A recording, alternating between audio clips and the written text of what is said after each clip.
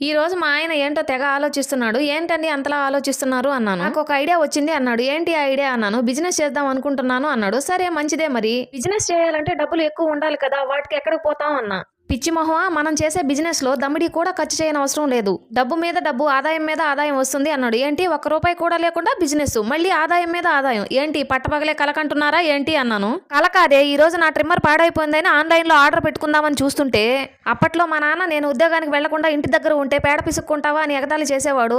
ఆ రోజు అది ఎగతాళి అయినా అదే మాట కాసులు తెచ్చి పెడుతుందే అన్నాడు. మామయ్య అన్నదానికి మీరు చెప్పిన దానికి ఏమైనా సంబంధం ఉందా అన్నాను. ఉందే, ఇదిగో ఫోన్ లో చూడు. ఒక్క పిడక 90 రూపాయలంట. మనం రోజుకి 20 పిడకల చొప్పున తయారు చేస్తే నెలకు దగ్గర దాపు 55,000 రూపాయలు వస్తాయి.